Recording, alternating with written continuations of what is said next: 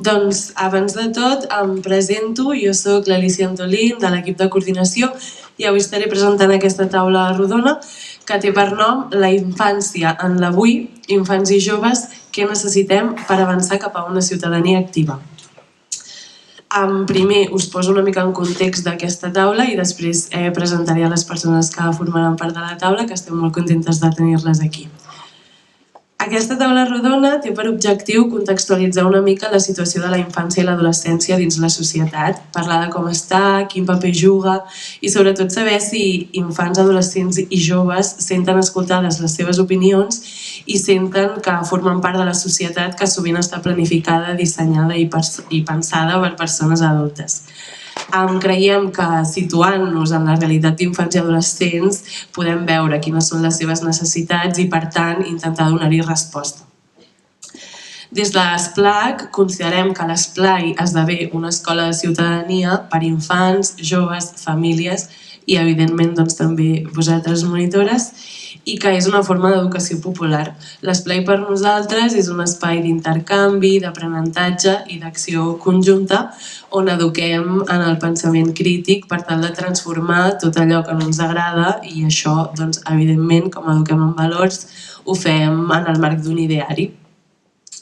Aleshores, com bé sabeu, ja fa temps que els esplais lluitem per incorporar aprenentatge on infants i joves tinguin incidència en els seus propis processos d'aprenentatge i per això creiem que l'escola d'ESPLAC és un bon moment per parlar i fomentar la participació d'infants i joves.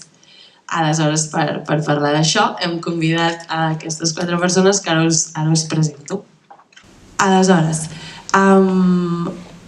hem convidat, primer us explico una mica l'òrgan i després a les persones, al Consell Nacional dels Infants i els Adolescents de Catalunya, el CNIAC, que és un òrgan de la Generalitat format per infants i adolescents de 8 a 17 anys i que representa els interessos i els punts de vista dels infants i adolescents de Catalunya, que tenim el Roc Morella Gorgs, que és el president del Consell Nacional dels Infants i els Adolescents de Catalunya, i la Rim Kamlichi, que és vocal de la Comissió Permanent del CNIAC i representant del Consell Estatal de la Participació de la Infància i l'Adolescència, aquí com just a la meva esquerra.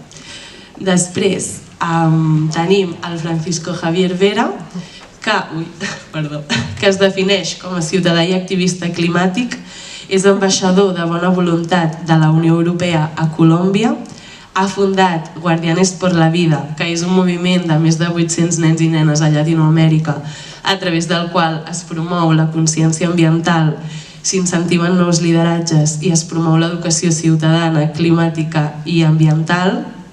Aquest any, a més, ha estat designat assessor infantil del Comitè dels Drets dels Infants de la ONU i ha publicat el seu primer llibre que es titula Pregúntale a Francisco, que és el canvi climàtic. I per últim tenim a la Mari Coromines, que és doctora en Psicologia, Salut i Qualitat de Vida per la Universitat de Girona, també és investigadora social a l'Institut Infància i Adolescència de Barcelona i allà coordina un programa de recerca i participació que es diu Parlen els nens i les nenes, el benestar de la infància a Barcelona, que és promogut per l'Ajuntament de Barcelona i té l'objectiu d'afavorir els drets dels infants a ser escoltats i participar en la millora de la ciutat, que avui parlarem una mica més d'això. Aleshores, us animo a que durant tota la taula rodona tingueu paper i boli a mà per poder apuntar les preguntes que us vinguin al cap, perquè un cop haguem acabat la taula rodona hi haurà un espai per fer preguntes a les ponents que avui ens acompanyen. Ho podeu fer o bé amb alçada, aixecant la mà i us donaran torn de paraula i podeu fer la pregunta, o passarem una caixeta de color blau si les voleu fer de manera anònima. Llavors, si us plau, un aplaudiment per les persones que hi ha aquí.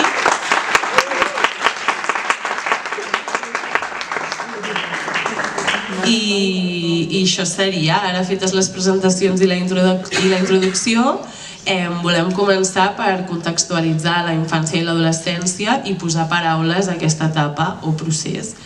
Aleshores, la primera pregunta que llenço és per tu, Francisco, i volem preguntar-te què és per tu la infància, l'adolescència i com l'entens. Abans de començar volia fer una petita precisió i és que mai no sé com dir-ho, mai he parlat en català a un espai com aquest. Llavors, aquesta serà la primera vegada que parli en català.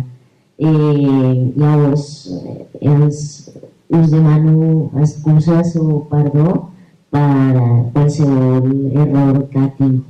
Eso es. Y ahora sí, para mí ser un fan, ser un nen, crec que és com un estat de la vida on estem aprenent, estem creixent, creixent on tenim més curiositat per les coses, on ens relacionem amb el nostre entorn i crec que és un moment de la vida molt bonic per això, perquè estem aprenent. I ahora vais a hablar en castellano, mejor para ir más rápido. Porque si no me quedo ahí pensando cada cosa y claro, no suelo hacerlo. Pero el caso es que para mí ser un niño es eso básicamente, ¿sí? Un momento de la vida en donde estamos aprendiendo, en donde estamos creciendo, en donde nos relacionamos con nuestro entorno. Y creo que a pesar de todo es un momento también, digamos, un poco difícil, porque el hecho de ser niño en una sociedad pues adultocentrista igual conlleva ciertas cosas, ¿no? Como no ser escuchado precisamente o ser más bien callado. A lo largo de la historia pues nos hemos encontrado con que pues los niños junto a otros, digamos, poblaciones de la sociedad como las mujeres, la comunidad LGTBIQ+, ¿no? Pues hemos sido excluidos simplemente, ¿no? Excluidos y no hemos sido escuchados, así de sencillo. Entonces creo que eso es ser un niño, un momento en donde estamos creciendo, y de hecho creo que la palabra niño proviene del Imperio Romano, que lo definen como una persona que no puede hablar hasta los 7 años, algo así más o menos. Y pues precisamente creo que es un poco el paradigma en el que se nos encasilla, así que no podemos precisamente hablar, que no tenemos esa capacidad pues como de argumentar, ¿no? Creo que cuando somos niños se nos menosprecia bastante y se nos menoscaban nuestras capacidades que en realidad podrían aportar bastante a la sociedad, básicamente. Así que creo que eso es el niño. Muchas gracias. Volíem preguntar també, Rim, tu comparteixes aquesta visió i afegiries alguna cosa? Estic totalment d'acord amb el que deia Francisco, és una etapa de desenvolupament en diversos aspectes com la identificació de la persona, passen per molts processos de canvis, per la qual és una etapa molt bonica, com deia, però a la vegada difícil. I comparteixo la mateixa opinió. I aleshores també queríem preguntar si creus que aquesta visió, no, que entre vosaltres sí que compartiu, si creus que la societat també comparteix aquesta visió, en concret les persones adultes. Com creus que es viuen les persones adultes als infants i als adolescents? Crec que la societat li dona o reconeix la importància de proporcionar als infants com un espai segur i també saludable, com l'atenció adequada per al seu benestar i una bona atenció per part dels adults. I que també es considera que els adolescents ja són capaços de prendre decisions, però pensen que encara estan en procés de maduració. Llavors, pensen que necessiten més suport i una atenció més adequada per part dels adults. El que sí que, no obstant això, malauradament, a vegades la societat no té una visió completa o precisa de la infància i l'adolescència. Hi ha casos en què les persones adultes poden subestimar les nostres capacitats o habilitats. I a vegades no tenen en compte les opinions o les seves emocions també. En aquests casos és important fonamentar una visió més positiva i més oportunitats de créixer i desenvolupar-se com a persones, perquè és una etapa en què ens desenvolupem en diferents aspectes, com la salut mental i com comentàvem abans.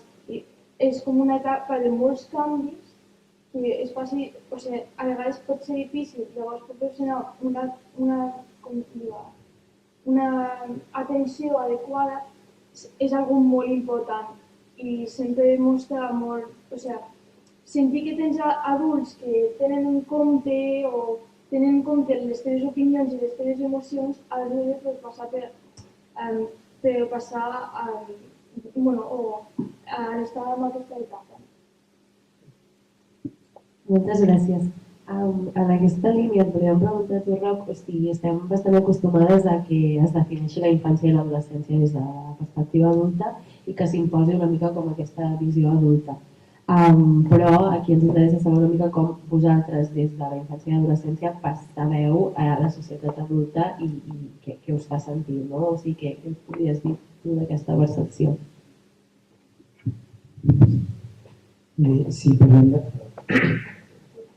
Si parlem del meu cas concret, és potser una mica més... Al límit entre nens i adolescència que una mica més borrós perquè estic a pocs mesos de passar a ser adult, també. Però pensant en com he estat vivint tot el temps que he estat ficat en participació i representació i com ho veiem des del Consell Nacional, perquè compartim una visió bastant marcada, crec que en general aquesta definició que potser nosaltres ens sortiria a fer sobre la infància i l'adolescència i sobre els adults i aquesta altra figura queda molt borrosa perquè tampoc ens parem a fer-la, perquè no tenim la necessitat o potser no se'ns explica que podem fer aquesta definició. És a dir, nosaltres creixem amb una figura paterna, materna, simplement d'autoritat, perquè a la fi els adults és el que crec que simbolitzen per la majoria de nosaltres i mai se'ns acudeix poder potser desafiar queda lleig, però el que ha de fer és desafiar o poder anar més enllà, portar una mica a la contrària. És una dinàmica de poder supermercada i que sempre se'ns imposa i ningú se'ns acudeix poder portar la contrària i poder fer... Però m'estic repetint molt.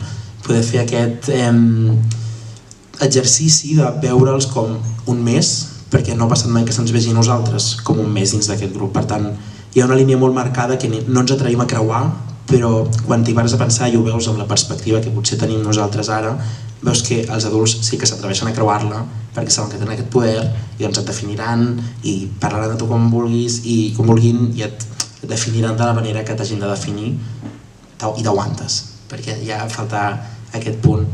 Per tant, jo crec que els veiem en la major part i a vegades de manera inconscient com una figura d'autoritat que no sabem que podem interactuar més enllà d'aquesta dinàmica de poder.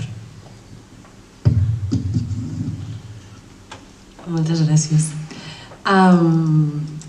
També, Mari, com hem dit, tu coordines el programa Parlen els nens i nenes el benestar de la infància a Barcelona, que ja hem explicat una miqueta, però que té objectiu de generar coneixement sobre el benestar de la infància i enriquir debats socials des del seu punt de vista i amb el seu protagonisme. Actualment esteu duent a terme la segona edició del programa. Volem posar un petit vídeo i després t'expliquem, o sigui, et demanem que ens expliquis una miqueta com ho heu fet, no? Com heu obtingut aquestes dades i sobretot quines conclusions heu extret de com està la infància. L'agenda dels infants. Propostes per millorar el nostre benestar. Els nens i nenes tenen reconeguts uns drets específics, entre d'altres, el dret a ser escoltats i escoltades i a que les seves opinions siguin tingudes en compte. Els infants tenen dret a ser una peça clau de la societat i a que tothom actuï pensant en el seu interès. A més, les administracions tenen l'obligació de prioritzar la garantia d'aquests drets. Per això, l'Ajuntament de Barcelona, amb l'Institut Infància i Adolescència de Barcelona, ha posat en marxa el programa Parlen els nens i nenes, el benestar subjectiu de la infància a Barcelona.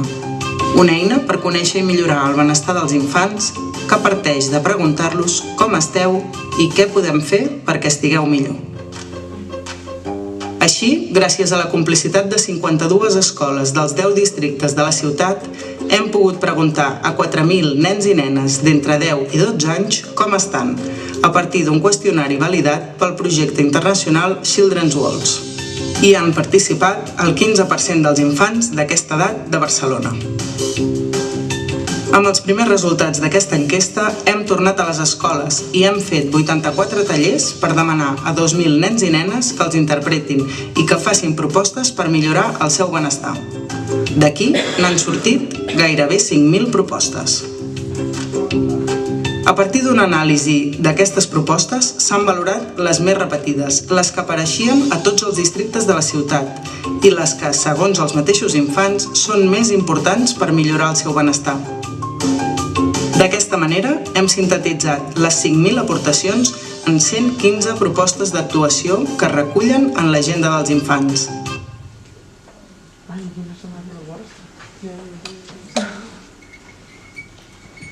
Hola, sí, Merci. Merci també per projectar aquest vídeo. De fet, des de l'Institut i el Parlen els nens i nenes ens agrada molt perquè pensem que ens ajuda molt a explicar en poques paraules el procés de recerca que hem dut a terme i com anem cap a afavorir la participació infantil, sobretot a partir de l'agenda, que ara us explicaré. És això, que el Parlen els nens i nenes sobretot l'iniciem per ajudar, per contribuir a garantir el dret a ser escoltats dels nens i nenes i de la infància a l'adolescència, perquè la Convenció dels Drets dels Infants bé ens ho diu, i també la Llei dels Drets i les Oportunitats en la Infància a Catalunya també diu, suggereix, demana que més enllà de les famílies, de les escoles, també en definitiva d'espais com el vostre, més enllà també a nivell de les administracions, en l'àmbit social, que es comencin a trobar mecanismes per recollir l'opinió dels infants, per tenir-los en compte, escoltar-los a l'hora de prendre decisions de temes que els afectin, i també que tot plegat no sigui un exercici molt tècnic i que només ens serveixi per això, diguem-ne, sinó que també serveixi com a oportunitat perquè els infants i adolescents es vagin introduint a la ciutadania activa, que no només els preguntem sinó que els acompanyem d'alguna manera. I des de l'Institut d'Infància, de fet a Barcelona anteriorment s'havia fet un baròmetre, com si unes entrevistes, unes enquestes que es dirigien a famílies i per dir-ho d'una manera eren pares i mares, cuidadors que responien en nom d'infants. Hi ha altres estudis i fonts que continuen fent això perquè són perspectives i mirades diferents, però sí que una miqueta agafant la inèrcia del dret de la infància a ser escoltada en l'àmbit social, començàvem amb el Parlen els nens i nenes i l'enquesta de benestar. Inicialment, pas a pas, perquè per nosaltres també va ser un aprenentatge, vam preparar l'enquesta de benestar, en definitiva preguntem com esteu els infants des de diferents àmbits de la seva vida, emocionalment, també què en pensen dels seus entorns, com es veuen ells mateixos, també pel que fa a les seves expectatives, perquè és important, sí que els infants són aquí i ara, però també les expectatives també marquen molt una mica com es projecten i ens pot donar pistes de com orientar, de com acompanyar.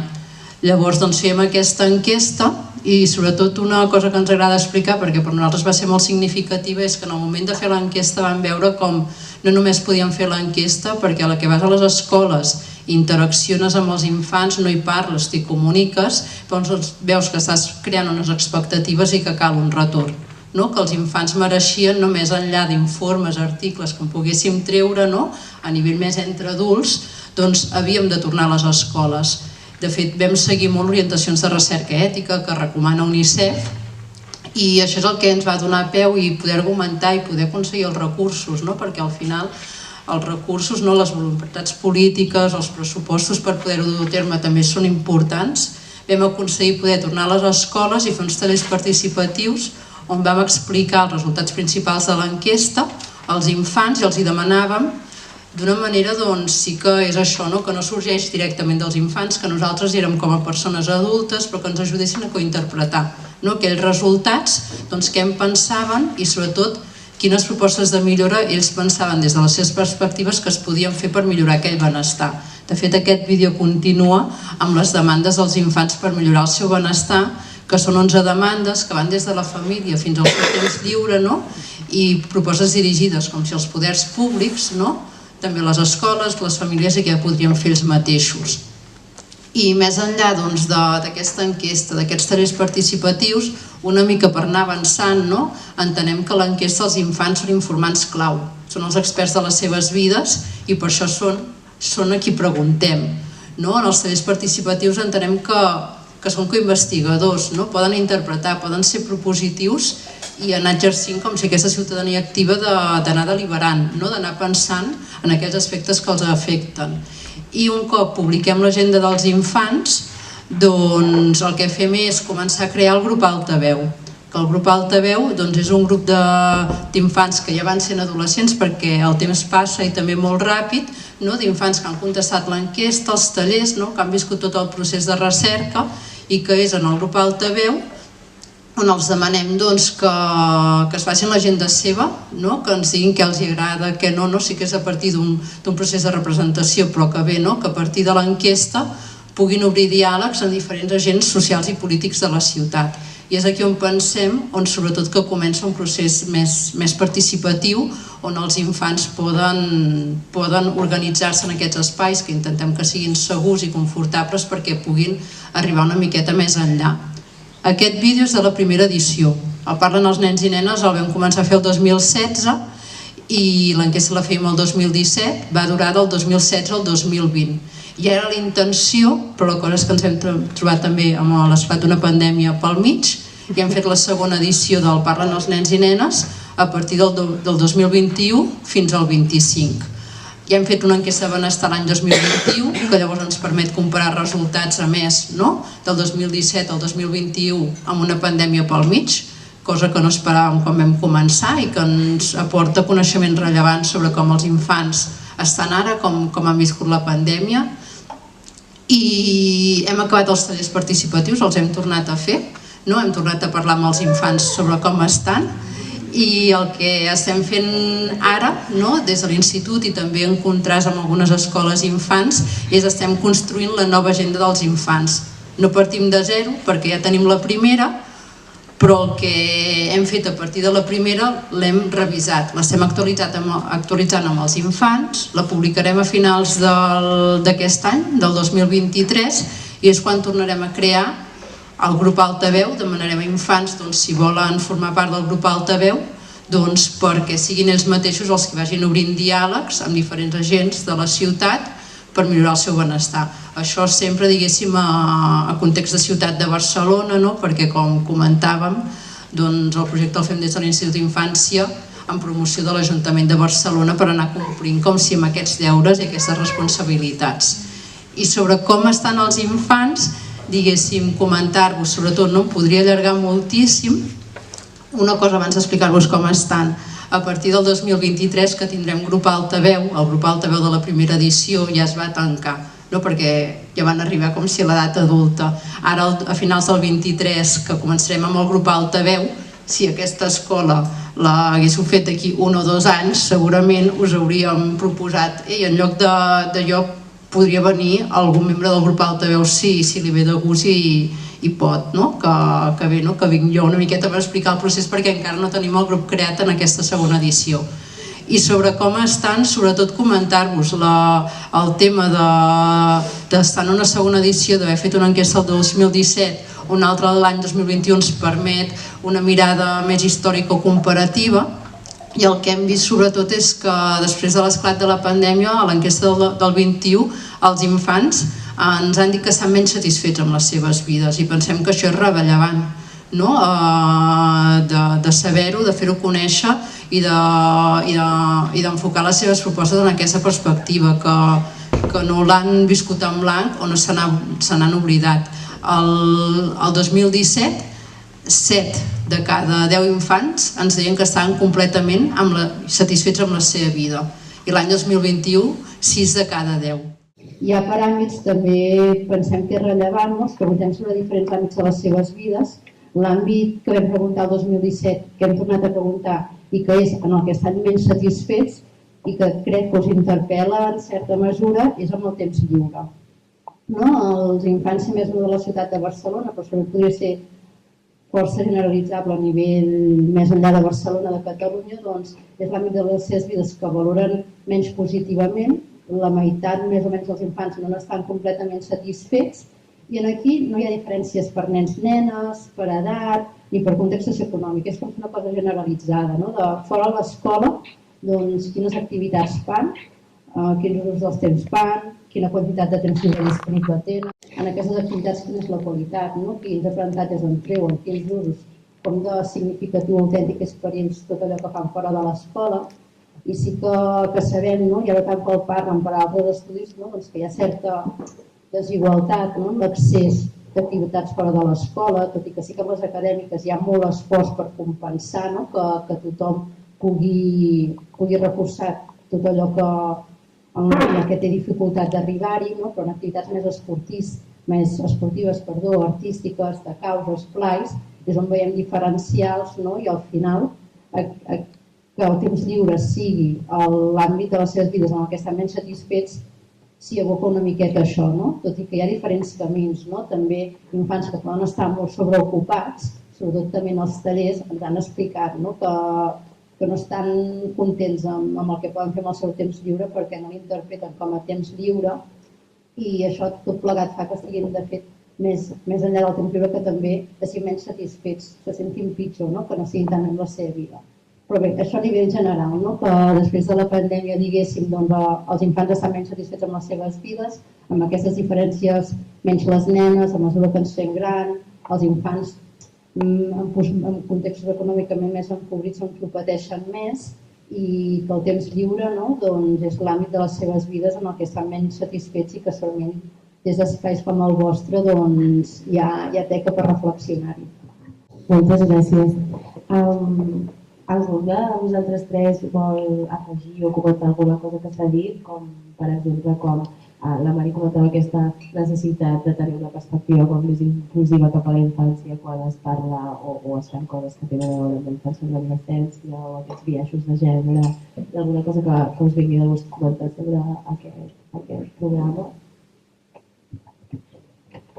Més que res dir que nosaltres al Consell ens trobem sempre amb propostes i diferents estudis o activitats que ens arriben que tenen aquest mateix objectiu de guanyar perspectiva i incloure la infància, però escoltant de trobar-la realment és dels, no sé si primers, però d'uns quants del grup minoritari que els que hem sentit que realment sembla que tenen un incís real i una preocupació d'arribar perquè aquesta inclusió de la mirada de l'infant i adolescent tingui un incís de veritat. Per tant, bé, m'he dit que això que almenys que com ho sentim dir que sembla que té una funció real i tot i que això indica que tenim el llistó i la barra molt baixa per decidir què està bé o què ens alegrem de veure és una d'aquestes coses. Per nosaltres ens fa il·lusió, suposo. No ens hauria de fer, hauria de ser normal, però veure projectes d'aquests és una miqueta per què lluitem i està molt bé. Algú més vol fer algun comentari? No? Doncs moltes gràcies també per explicar-nos el programa.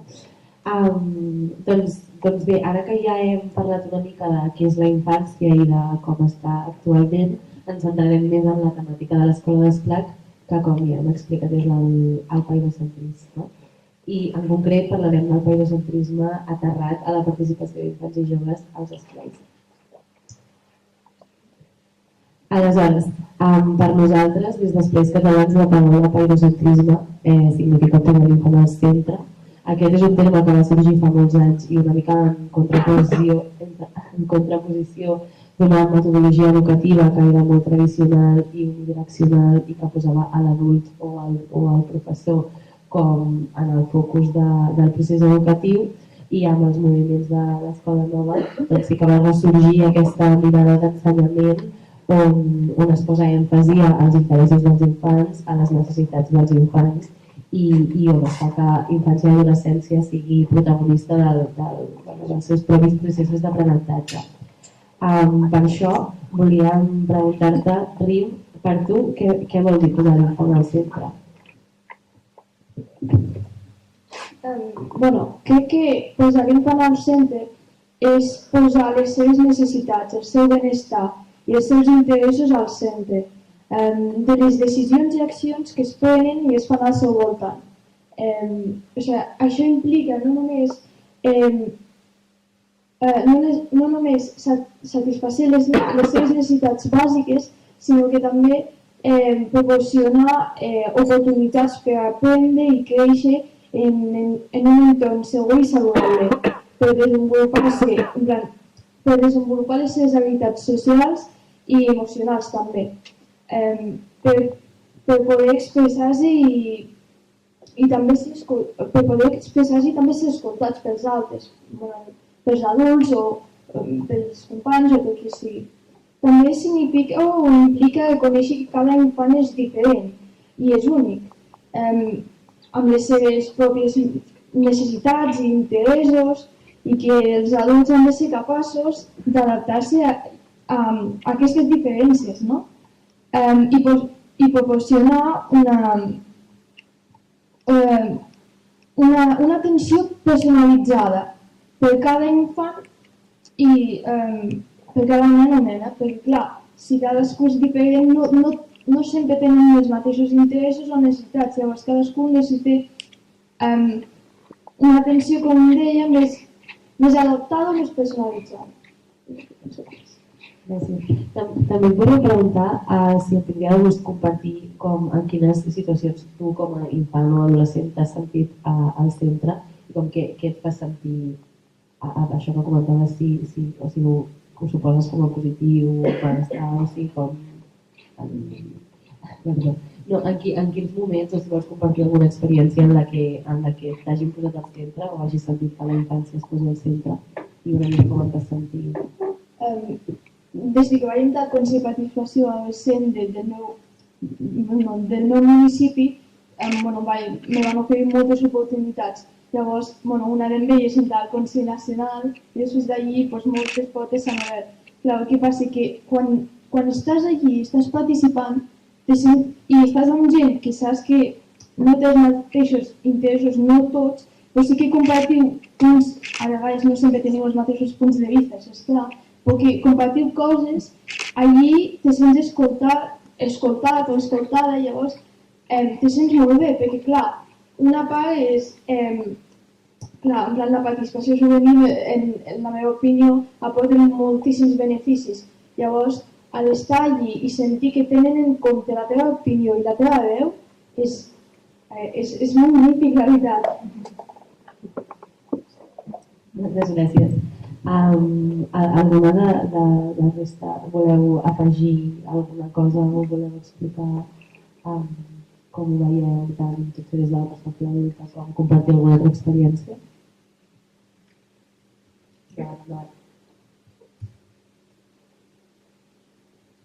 Sí, he pensat associant idees i això em feia pensar, parlen els nens i nenes, al final podríem fer tot aquest programa de recerca i participació infantil i fer-lo, complir-lo, però pensar que realment està calant, agrada als mateixos nens i nenes. I el que fem és, després de l'enquesta i també dels tallers, i en el qual també el TVEU també ho valorem amb ells, els preguntem fins a quin punt els ha agradat o si pensen que els ha sigut fàcil de donar la seva opinió amb els mètodes que hem utilitzat, que al final és una enquesta o un taller.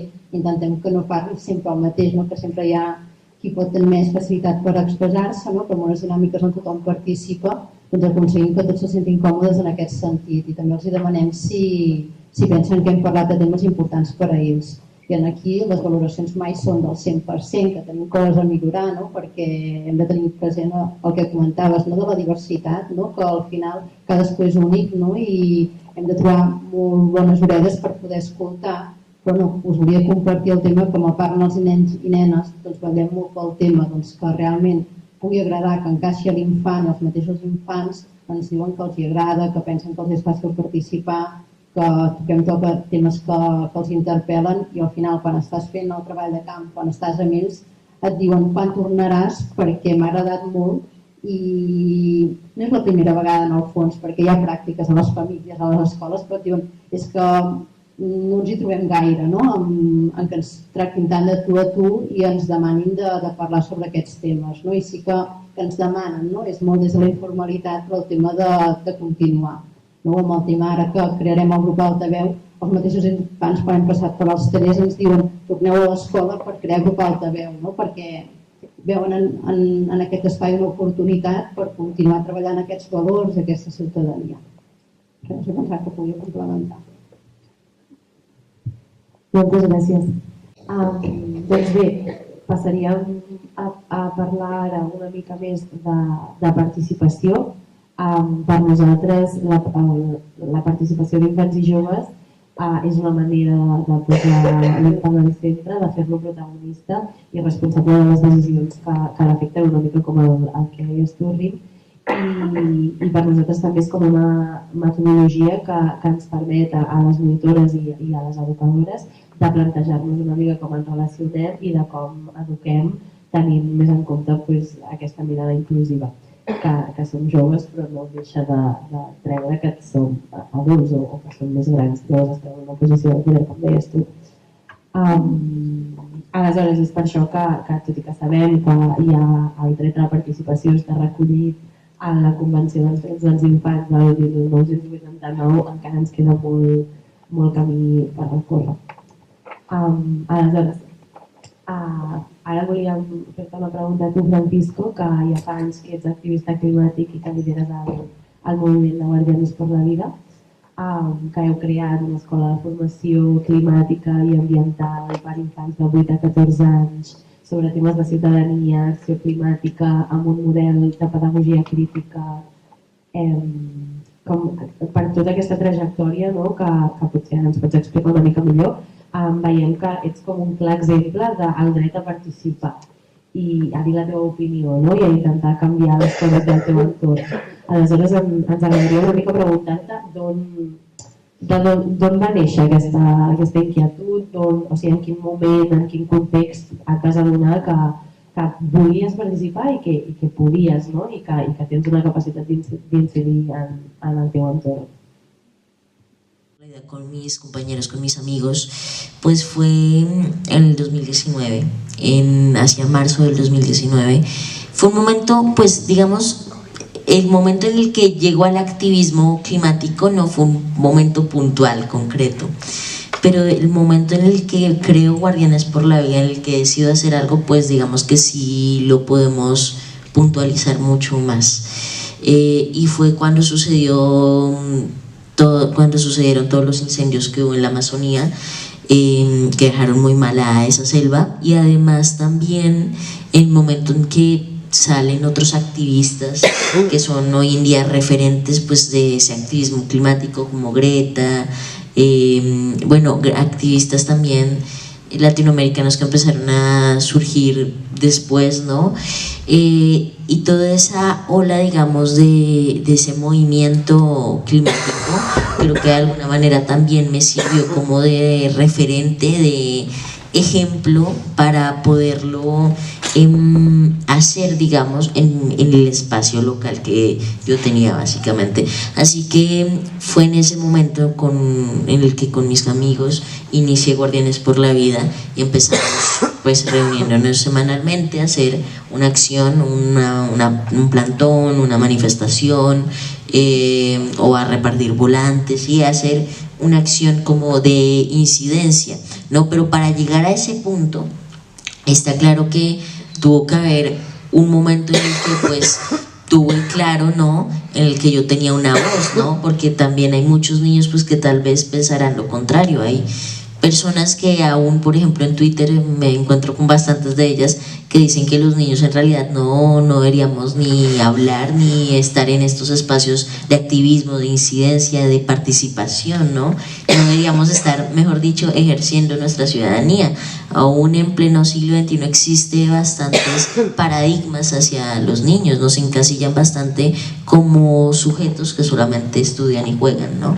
Así que hay que trascender de esos paradigmas. Y yo creo que otra cosa muy importante pues claramente fue la familia, ¿no?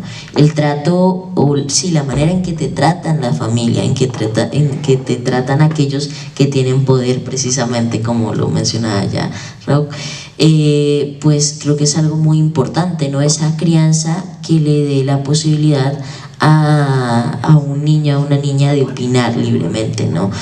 De opinar, de ser escuchada, ¿no? Que se sienta escuchado y que en ese sentido vaya adquiriendo conciencia para que tiempo después pueda alzar su voz, sea consciente de que cada uno, sin importar la edad, sin importar el lugar en el que estemos, podamos alzar nuestra voz y repercutir, incidir en los espacios o en nuestro entorno, mejor dicho, en nuestro territorio, cambiar las cosas con las cuales no estamos de acuerdo y finalmente ejercer nuestra ciudadanía. Así que de ahí digamos que nace Guardianes por la Vida, que nace ese activismo y eso es básicamente. Gràcies. Ara tenim un vídeo que explica una miqueta a aquest projecte de Guardianes por la Vida. El posem perquè tothom pugui ubicar-se. Todos podemos ser guardianes por la vida y somos la esperanza de toda la sociedad, de toda la humanidad, básicamente. Porque en nuestras manos no solo está el futuro. Muchos dicen, no, los niños son el futuro. También somos el presente. Hoy hay millones de niños que están exigiendo un ambiente sano, un ambiente digno, un presente digno. Y precisamente por eso es que nuestras causas, nuestra agenda, lo que hacemos es el presente, no solo es el futuro. Pues frente a la situación tan grande, esto que hemos hecho es lo que podemos aportar, un poquito más de lo que podemos aportar. Y es nuestra responsabilidad, es nuestro deber poder cumplir con ese cuidado del medio ambiente, con esa preservación del ambiente sano y sostenible.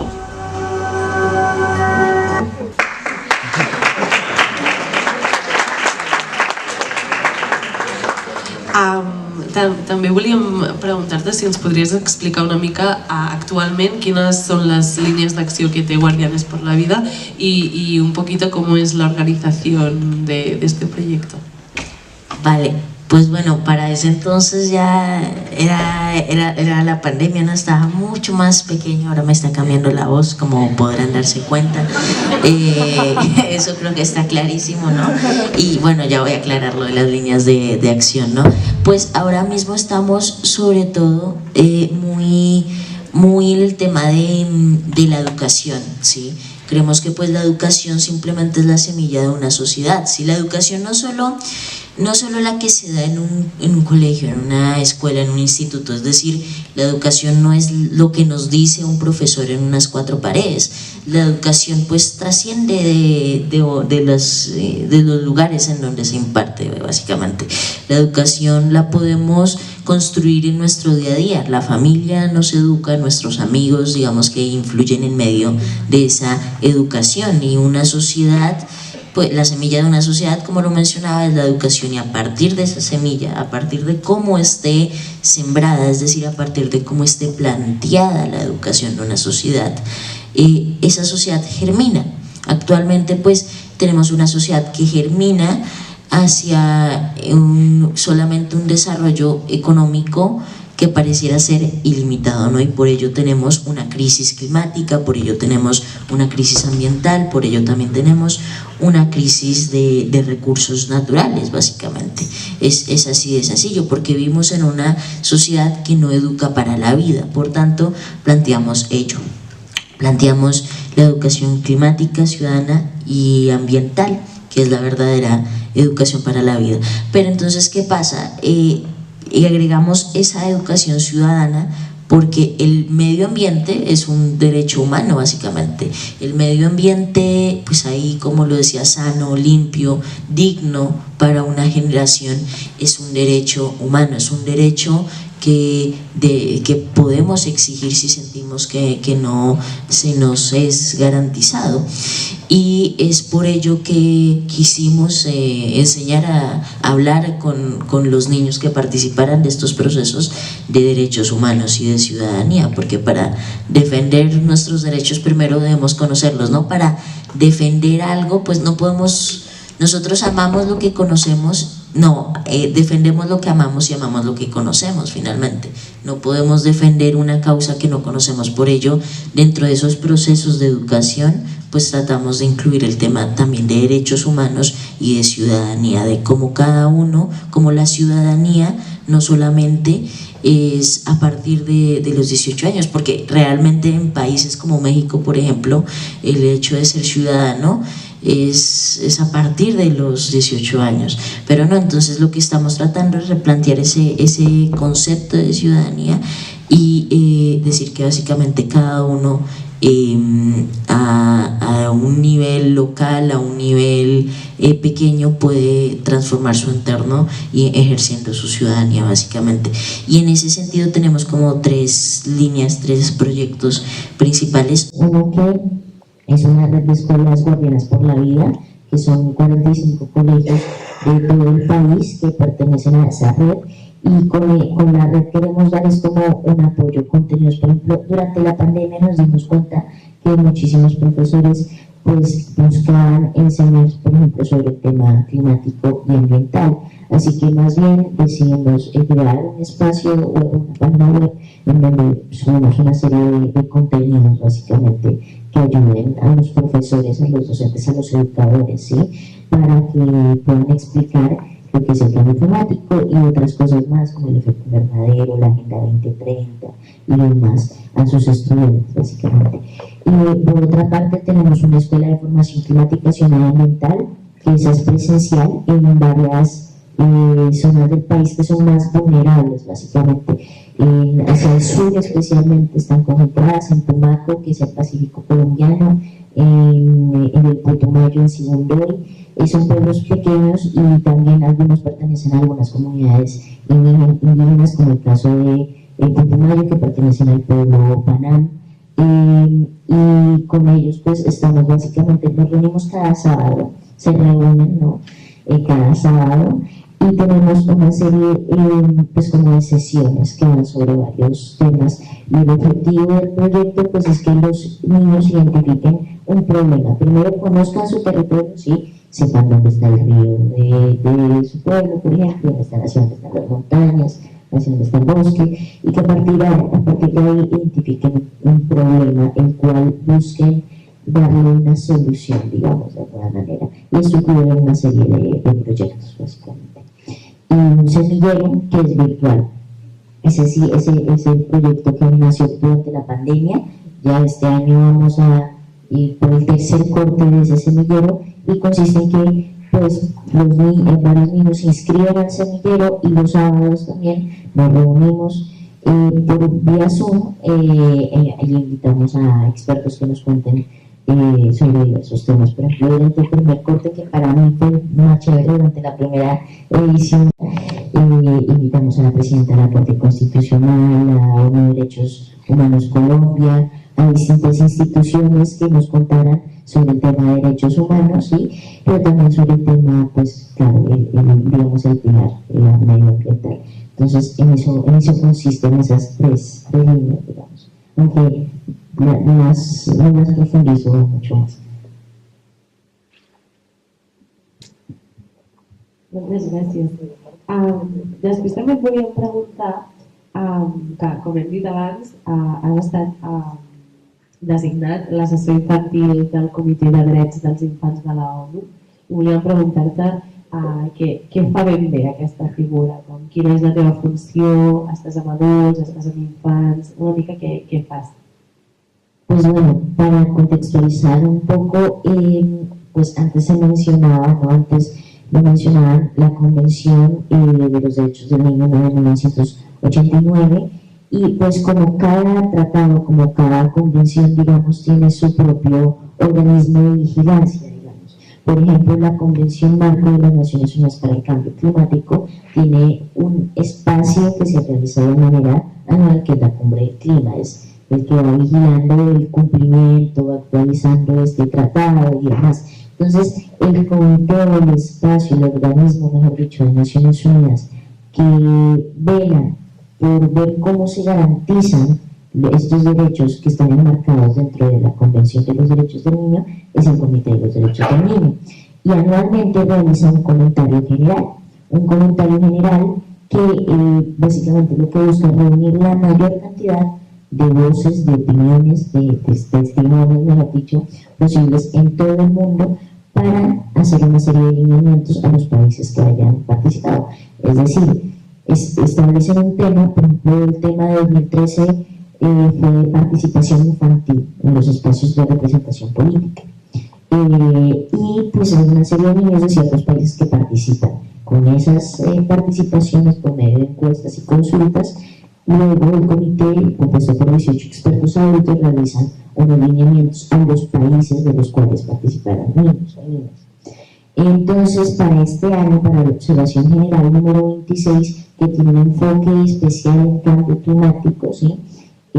Contaron con un equipo asesor. Ese equipo asesor está compuesto por, perdón, que es que esto como un poco desenvolver el tema, ¿no?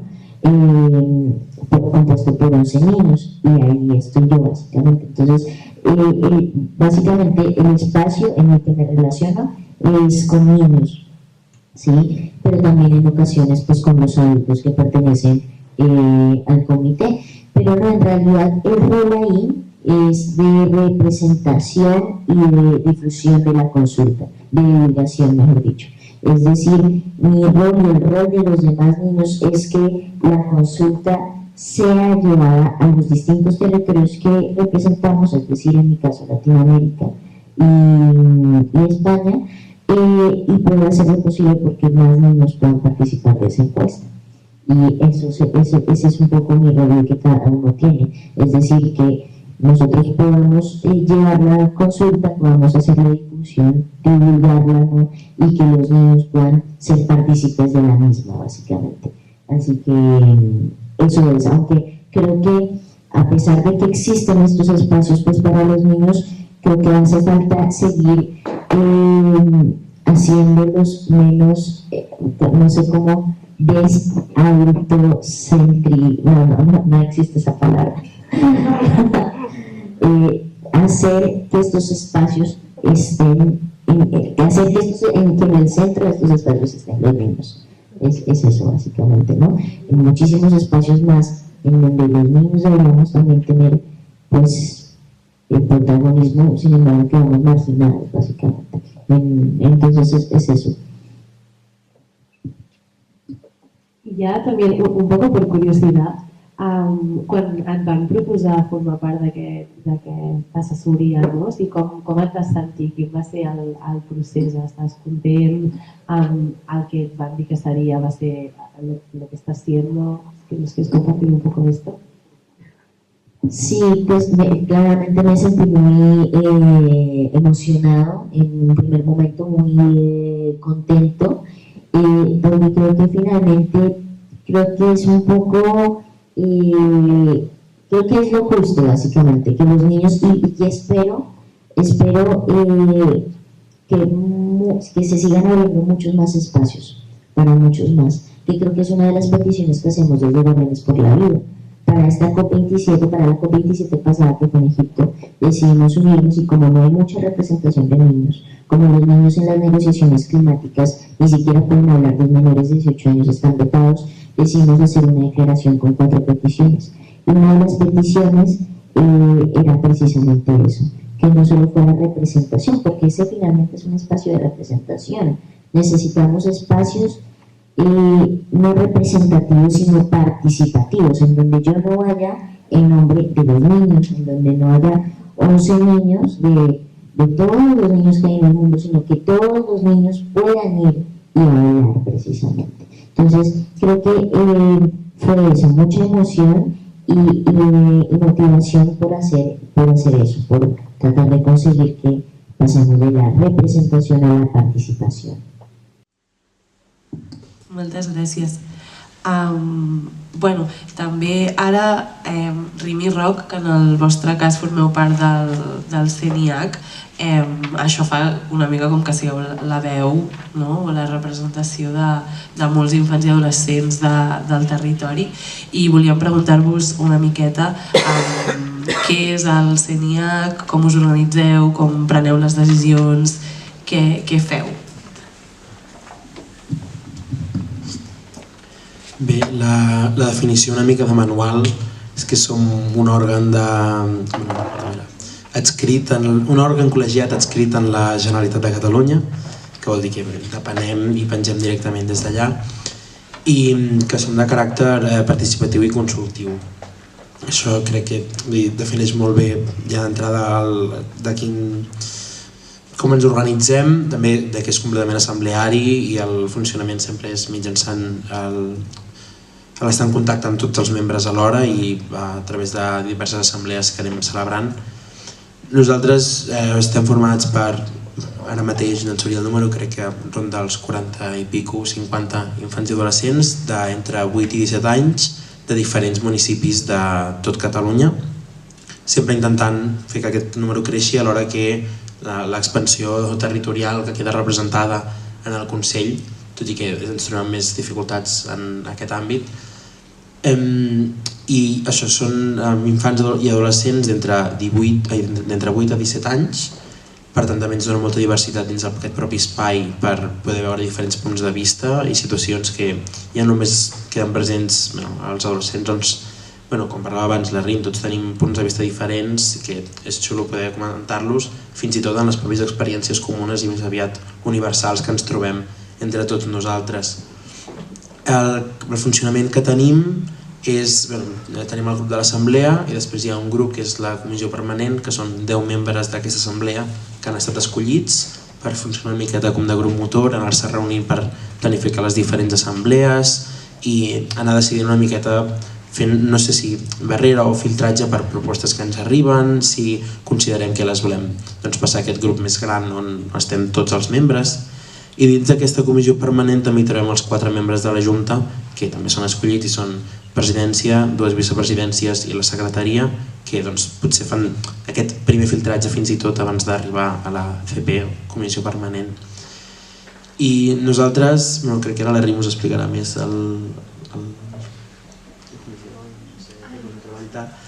però abans nosaltres com a òrgan, que és una cosa que a vegades ens trobem, ens pregunten bé, què feu o quines són les accions que feu. Nosaltres som de caràcter consultiu, és a dir, tenim cert poder per crear certes activitats o bé, nosaltres de manera anual celebrem el 20 de novembre el Dia Internacional, el Dia Universal dels Drets dels Infants i Adolescents, amb un acte, que és l'acte del 20 de novembre, on es llegeix un manifest que hem escrit cada any sobre un tema diferent.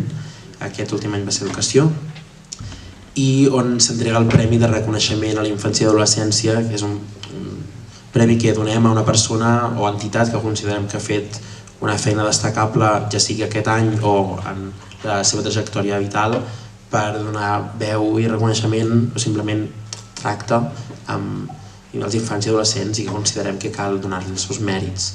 Per tant, potser aquesta és una de les coses més a destacar que fem, més enllà de, com ja deia, ser un espai de consulta, és a dir, ja sigui per al govern, tot i que no tant com ens agradaria, o espais com aquest. El fet que representem la veu d'infants i adolescents d'arreu de Catalunya ens dona aquest caire divers on se'ns permet que, si se'ns ofereix una xerrada o una taula rodona com aquesta, o espais potser fins i tot més o menys professionals, depèn del moment, puguem parlar en nom dels infants i adolescents, perquè al cap i a la fi hem sortit escollits, això no ho he dit, venim tots els membres en representació dels consells locals, tant d'infància com d'adolescència, per tant sempre s'intenta que n'hi hagi 2 de cada municipi, per tant sempre intentem assegurar aquesta part de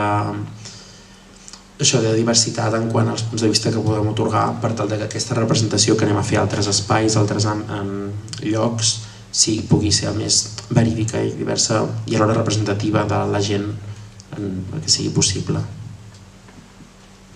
Moltes gràcies. També us volíem fer una pregunta com a representants de tots els infants i adolescents de Catalunya. Creieu que en general els infants i adolescents són coneixedors i coneixedores del seu dret a participar en la societat i del seu dret a canviar allò que no els agrada?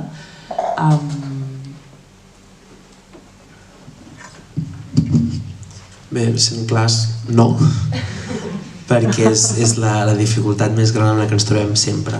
Nosaltres, és una miqueta el que ja parlava abans de fer aquest canvi de xip i poder ser conscient de que pots tenir un incís real, que pots deixar la teva petjada en la societat. Com destaco molt una frase que sortia en el vídeo d'en Francisco no som els infants, com ha dit, els infants no som el futur, som el present, perquè ja estem aquí, i el poder fer aquest canvi de tu donar-te d'això i fer aquest replantejament comença quan per fi t'enteres i t'expliquen, perquè ningú t'ho explicarà, aquest és el problema amb el que ens trobem, que hi ha aquests drets i tu tens uns drets ja no només pel que fa a la participació o la representació, etc, i dins d'aquest àmbit ja potser més, no sé si format o professional és la paraula, però que ja estàs més endins, sinó drets en general que desconeixem, coses o que no hem per suposat o que perquè el motiu que sigui no ha arribat. I ens trobàvem molt quan celebràvem aquest congrés que vam fer el novembre passat. Una de les activitats que vam incloure una miqueta com a experiment, però ben bé ja sabíem que ens trobaríem, parlar de drets referents a l'educació i coses que els infants s'han de poder trobar en els centres educatius on estan. I era per obrir un espai de debat i efectivament vam veure que en la gran majoria de casos ningú tenia ni idea de coses superbàsiques que podien reclamar, si li podem dir així, però que havien de tenir perquè formen part de la Constitució dels Drets i aquest punt de desconeixença és molt gros perquè ens impacta a nosaltres. Suposo perquè sí que hem fet aquest canvi i estem en aquest pas d'haver fet com una mica d'estudi o preparació, si cal dir-li així, però ens sembla gros perquè fins que no estàs a dins no t'adones d'aquesta mancança de coneixement que hi ha en una gran majoria i de manera molt generalitzada.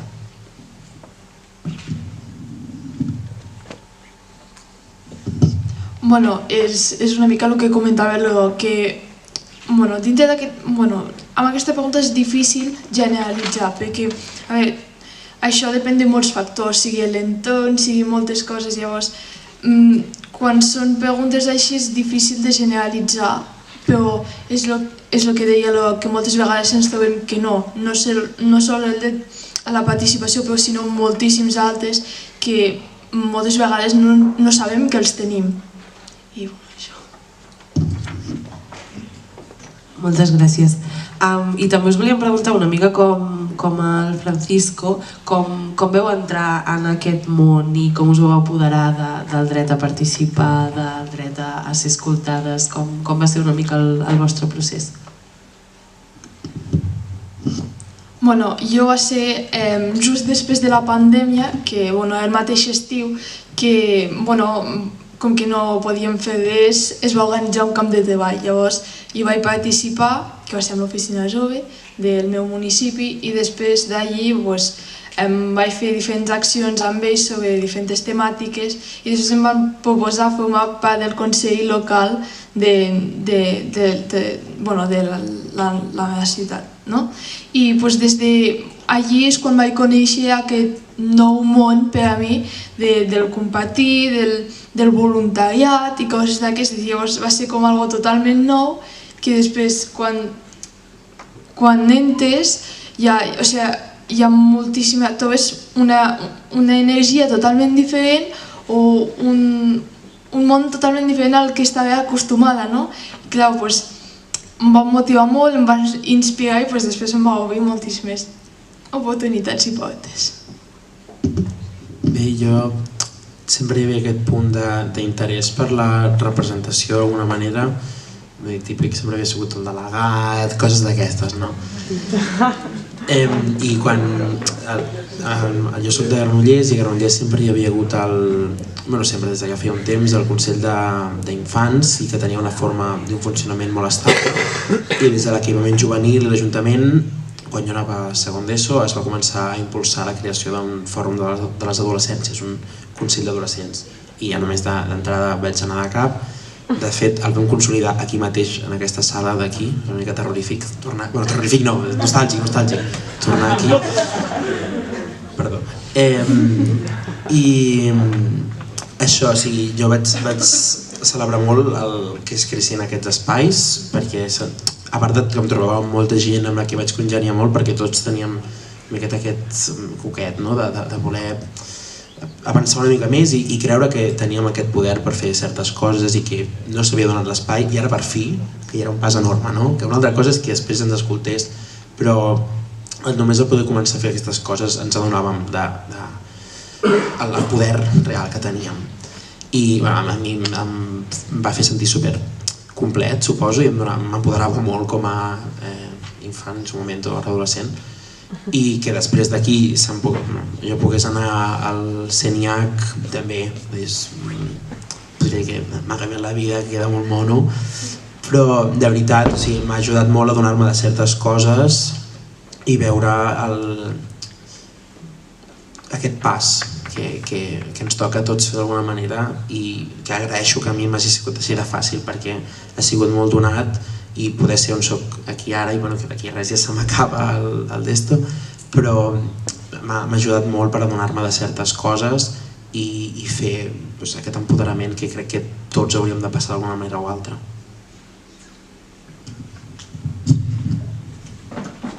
Moltes gràcies. Abans comentàveu això de que cada any redacteu un manifest pel 20 de novembre i que aquest any heu fet com diverses peticions cap a l'educació formal, una d'elles que la vostra opinió sigui escoltada i valorada en els espais educatius. I us volíem preguntar, aquesta pregunta també, si després Francisco vols afegir, si voleu compartir amb nosaltres moments, ocasions en les quals no us hagueu sentit escoltades i escoltats, i així també per les monitores que hi ha aquí tenir referències de coses que no volem fer quan estem amb infants i adolescents. Bé, la temàtica d'educació pel manifest va sortir de totes les reformes que va haver-hi quant al sistema educatiu recentment, i vam tenir aquest punt de voler fer denúncia, ja no tant dels canvis que s'estiguessin fer o posicionant-nos a favor o en contra, que és un altre debat que també vam tenir en su moment, sinó el parlar del fet que no se'ns havia preguntat. Hi havia coses que sí eren més referents a professorat, a claustre, etc, però hi havia un espai, un seguit de les propostes, ja no propostes, canvis, perquè no va haver-hi aquest espai consultiu, que ja anaven donades i ens afectaven completament, no se'ns havien donat explicacions de cap de les maneres, ningú havia vingut a explicar-nos per què estaven tants canvis. Sí que pels que som adolescents era més fàcil fer certs pensaments o buscar justificacions per coses com pensant sobretot en el canvi de data i l'avançament de curs, que potser és el més obvi, el que se li ha donat més ressò, però els més petits estaven confosos, hi ha aquest punt que no s'entenia ben bé el que estava passant, i denunciàvem sobretot, i que crec que d'aquí surt el fet o el reclam de que la nostra opinió sigui escoltada i valorada, i és que ens sembla impensable que els infants i adolescents, que som la víctima o no sé com dir-ho, el target de totes les reformes educatives que pugui haver-hi, no haguem sigut participatius en les decisions o propostes que no han sortit de nosaltres, que això d'entrada ja és molt gros, però que tampoc se'ns hagi consultat un cop ja s'ha decidit portar a terme aquestes coses.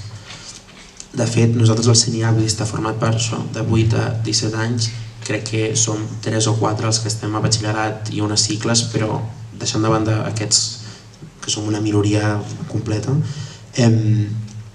són infants i adolescents que estan obligats a estar a l'educació, és un dels òrgans a nivell de Catalunya amb més representació d'estudiants actualment cursant primària, ESO o el curs que sigui.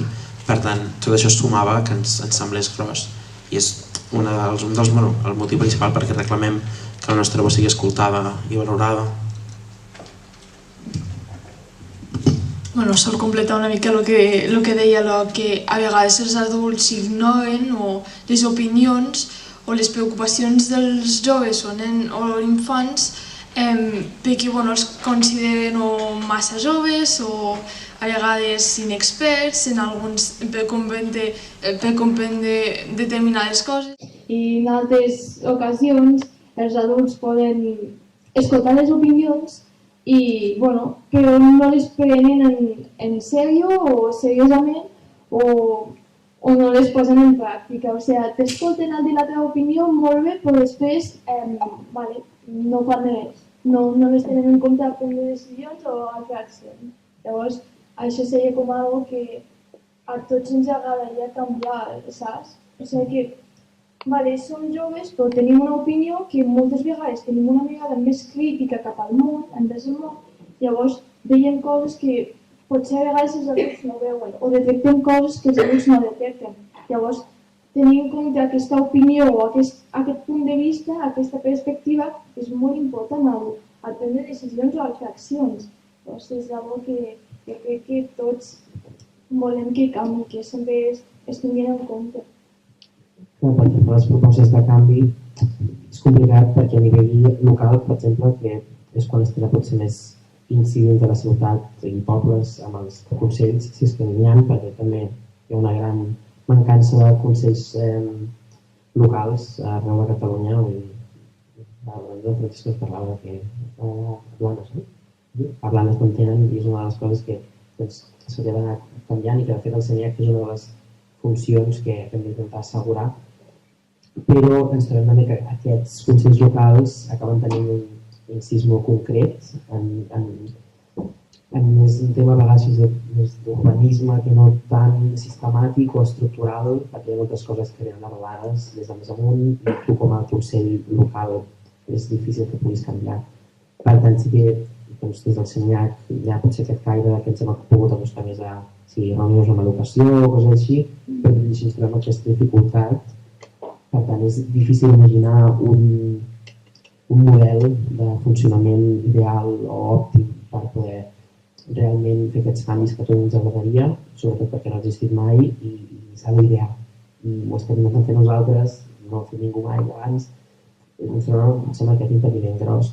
Però el que sí, i crec que té molt a veure amb el concepte de la participació real, és el poder assegurar que es creï el que es creï i funcioni com funcioni, tingui l'estructura que tingui, la representació d'infants i adolescents no sigui merament simbòlica, perquè és una de les coses que estem més fats de trobar-nos posant els nens a la foto.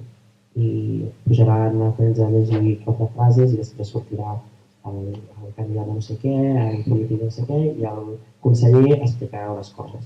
Com munteu vosaltres un acte i ve algú a parlar i sortirà totes les fotos quan ha estat 3 minuts amb vosaltres.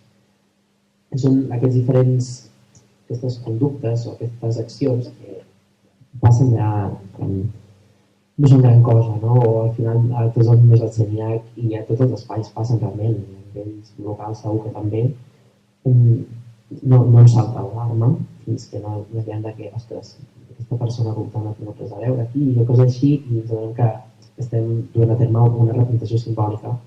Per tant, sigui com sigui aquest model més ideal que s'ha de desenvolupar per tenir aquesta acció real, s'ha d'incloure els infants i adolescents com a veu cantant si són al centre de la problemàtica que s'estigui parlant i a vegades fins i tot si no ho són també.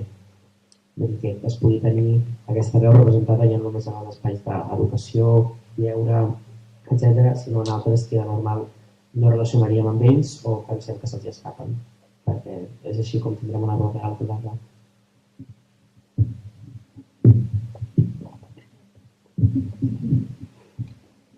Vale, tu Rim, vols afegir alguna cosa sobre això, sobre com podem o què podem fer com perquè hi hagi realment una participació més real que doni resposta a les necessitats dels infants i dels adolescents, algun consell, alguna cosa, tot i que definir un model és complicat, no entenem.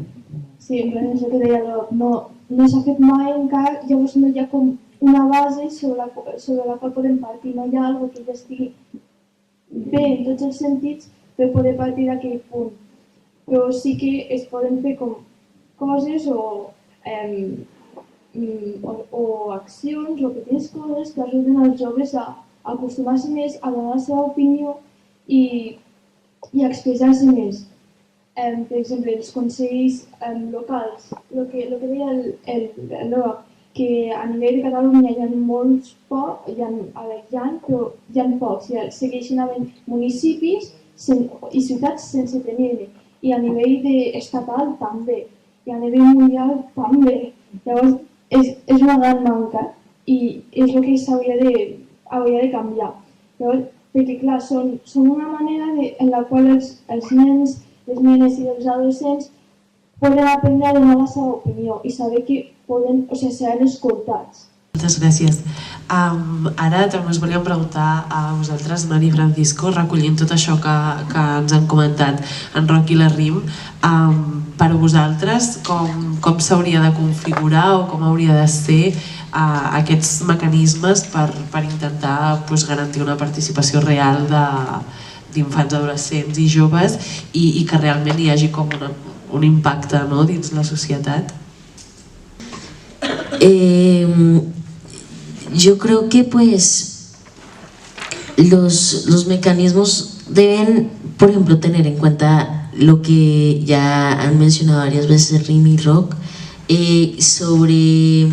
sobre el tema de la diversidad, ¿no? Y sobre los distintos contextos que hay, ¿sí? Es decir, que creo que deben ser adaptables, por ejemplo, a las distintas regiones, ¿no? Porque, bueno, yo también hablando, por ejemplo, un poco desde un punto de vista en donde hay contextos que a veces, por ejemplo, quedan un poco marginados, invisibilizados, ¿no? O sea, que están lejanos a una ciudad grande, ¿no? En donde los niños finalmente, su opinión, su voz o su sentir no queda totalmente reflejado o no es totalmente escuchado, ¿no?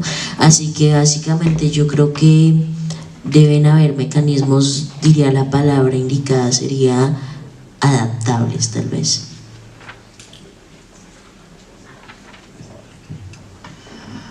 A veure, per part meva, moltes gràcies, perquè escoltant-vos penso que realment podria ser molt interessant, no? Perquè podem veure una miqueta què funciona, no? Què es pot millorar a nivell de participació infantil, tot i que la intenció sempre hi és. I bé, sobre com podrien ser aquests mecanismes per garantir una participació real, doncs pensava que si penseu una miqueta en aquell esquema del parlen els nens i nenes, on primer els infants els tractem com a informants clau, després que ho interpreten, deliberen sobre temes importants per a ells. Per exemple, quan heu preguntat, penseu que els infants coneixen els seus drets? Ho vam preguntar a l'enquesta de benestar i ens va sorprendre perquè, per exemple, sí que el 2017 crec que era un 55% més o menys deia que coneixia els seus drets, que ostres, que és un percentatge que hi ha molt marge de millora, però gairebé com a adults vam pensar, bé, doncs podem partir d'una hipòtesi de millora, que sempre millorarà. Si el 2017 és del 55%, doncs ja anirem a millor, com aquell qui diu, i que ens hem trobat que el 2021 ho vam tornar a preguntar i aquest percentatge va baixar un 15%, va baixar a 40, 4 de cada 10 infants ens diu que coneix els seus drets i els altres doncs no, ho dubten. Llavors és això, que podem tenir coneixement en el moment que preguntem directament als infants en aquests processos d'anar cap a la participació, els consultem, però no ens hem de quedar només amb la consulta, sinó que hem d'interpretar les dades amb ells.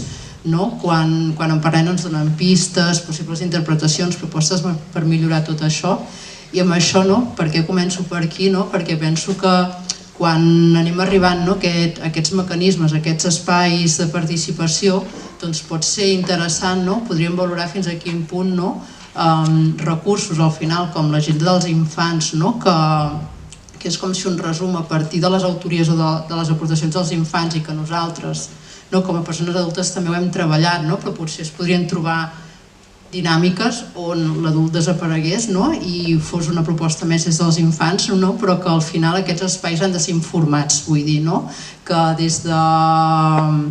Em sona molt tot allò que s'ha de fer política basada en evidència, i bé, que els infants en el moment que estan en espais de participació segurament és bo que tinguin, que el recomentava, que disposeu de diferents estudis o referents, però realment que això no sigui una cosa casual o que arriba el que arriba perquè s'ha publicat en el diari o en algun lloc, sinó que potser algun recurs tipus l'agenda dels infants, que no ha de ser la mateixa sinó millorada, però que pugui recollir una mica aquests punts de vista de consultes prèvies que ja es fan per acompanyar tot això amb les seves cointerpretacions i amb les seves veus, podria ser interessant per compartir un marc conceptual o un marc mental.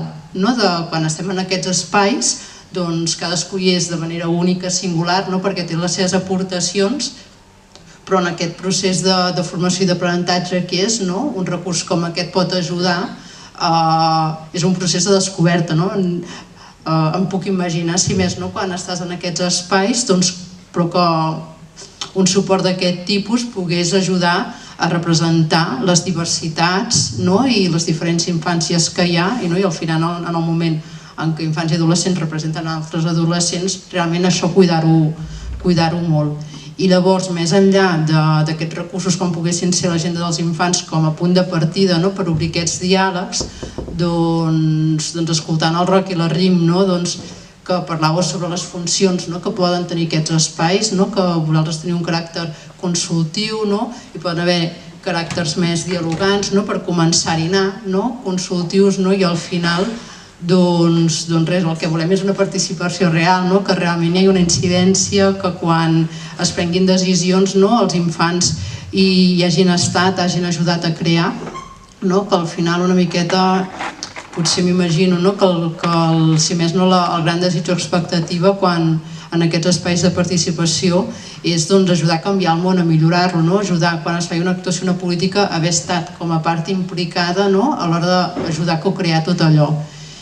I llavors suposo que els espais de participació hi sou, i ho comentàveu, que es va aprenent i es va fent, i suposo que de l'altra banda de la moneda falta una miqueta com si que la casa gran també estigui preparada per dialogar amb aquests espais i no oblidar-se'n, que potser en alguns casos pot passar.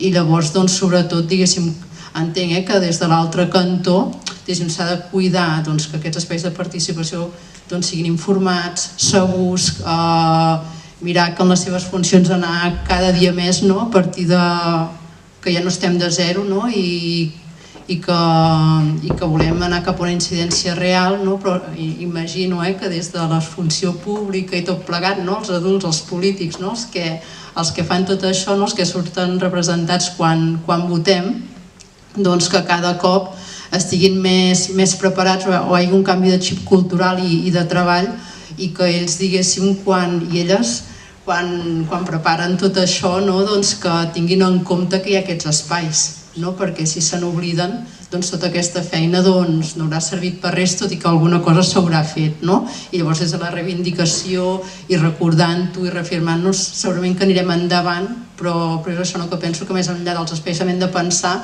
l'ecosistema, vull dir, l'administració que ha de fer per dins, i és això, sobretot recordar que si s'han creat, anar-los ampliant, millorant, enfortint, i enfortir tot això que estem fent de participació i democràcia. Just estem projectant, que ara es veu una mica millor, els resultats de l'enquesta. Mari, per si volies fer algun comentari. Sí? Ho tenia com a recurs, ho he comentat una mica al principi, és una infografia que havíem preparat per als infants que van participar a l'enquesta, però bé, potser us puc passar l'enllaç, llavors entre vosaltres us ho podeu compartir, o si busquéssiu a la pàgina de l'Institut d'Infància també ho trobaríeu. És sobretot, gairebé a la primera pregunta ho hauria pogut utilitzar, diguéssim el que us explicava, que la satisfacció amb la vida ha baixat, de 7 infants completament contents amb la seva vida, 6, que el temps lliure és el menys valorat, però també n'hi ha més, els podríeu mirar, que les nenes estan menys satisfetes i que també a nivell d'edat també a mesura que ens fem gran estem menys contents amb les seves vides, segurament adquirim mirada més crítica, que també comentaven.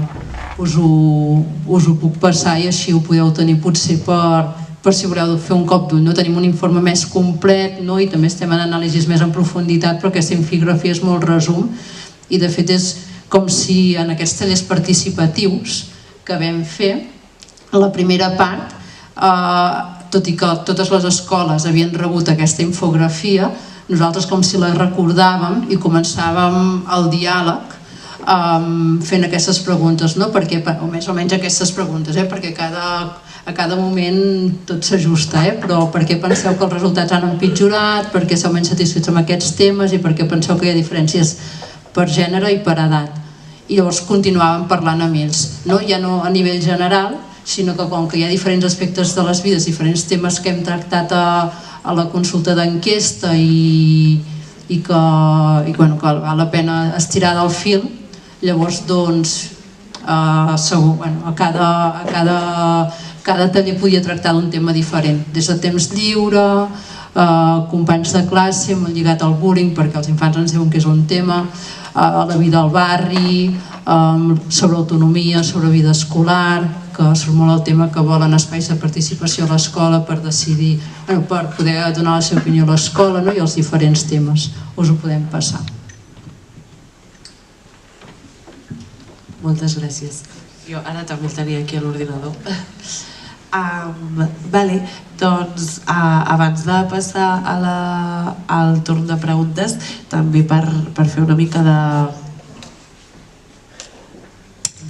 per començar-la tancant, volíem saber, aquesta pregunta va més dirigida a vosaltres tres, Roc, Rim i Francisco, us que entenem que sí per tot el que heu anat explicant avui, però volíem com demanar-vos que compartíssiu en quins moments us heu trobat amb limitacions a l'hora de voler dur a terme accions, de donar la vostra opinió, d'actuar, d'opinar, si us heu trobat amb limitacions i quines són aquestes limitacions per poder-les tenir també nosaltres presents en el nostre dia a dia, en la nostra tasca. Bé, jo ja he parlat del tema de la representació simbòlica, però crec que just en, per exemple, espais com els vostres, en esplais i tal, i crec que potser és una de les coses que sí que teniu més assolida, potser, que no entra tant dins del que són aquests llocs que ja estan com més adaptats, però bé, no trepitjo perquè la Rim també en parlarà, però moltes vegades és el tracte que rebem per part d'altres llocs, potser pensant més a nivell administratiu, però t'acabes adonant de que molestes. O sigui, els infants i adolescents molestem allà on som, sobretot quan es tracta de voler reclamar coses i quan ens ha tocat parlar amb educació i al punt d'acord, ja ho hem decidit, què voleu que fem? Us explicarem 4 coses, us direm que sí i seguim endavant, perquè al cap i a la fi som una veueta aquí que està a tothom, això no ens sembla bé, això no ens sembla bé, però clar que sí, que no ens sembla bé, volem poder dir-ho i ens trobem amb aquest punt de tracte de que per molt que seguim lluitant ens trobem amb aquesta visió tan tancada i concreta que al cap i a la fi es resumeix en feu nosa, us donarem el que voleu ara, sí que sí, una tonterieta que us està donant i seguim endavant perquè nosaltres tenim ja la nostra pla d'acció, les nostres movides i les nostres coses per tirar endavant i ja us diem que sí i això us deixem tranquils, ens deixeu tranquils. Però no, més aviat el tracte i aquesta impressió que ens en donem nosaltres com a infants i adolescents a l'hora d'intentar fer aquests canvis. Jo comentar que moltes vegades ens interessem a uns certs temes, els joves i fins i tot els infants, que els adults consideren que són per a gent gran, per a adults. Llavors, si tu t'interessa un tema i vas a llegir, per exemple, un informe sobre aquest tema, està en un llenguatge que no podem entendre, sigui perquè hi ha moltes paraules molt tècniques o per el que sigui, però això trobo que és una limitació perquè clar, limiten els recursos als que poden accedir els infants i adolescents per poder informar-se sobre un cert tema que els pot interessar, que fins i tot els pot apassionar, sigui salut mental, sigui canvi climàtic. Hi ha moltíssims informes o coses que no pots arribar a llegir o a entendre per culpa del llenguatge que utilitzen. Llavors, jo crec que és algo que s'està lluitant en alguns espais, però encara falta molt per fer. Llavors, seria algo que sí que si es fes tindria un gran impacte.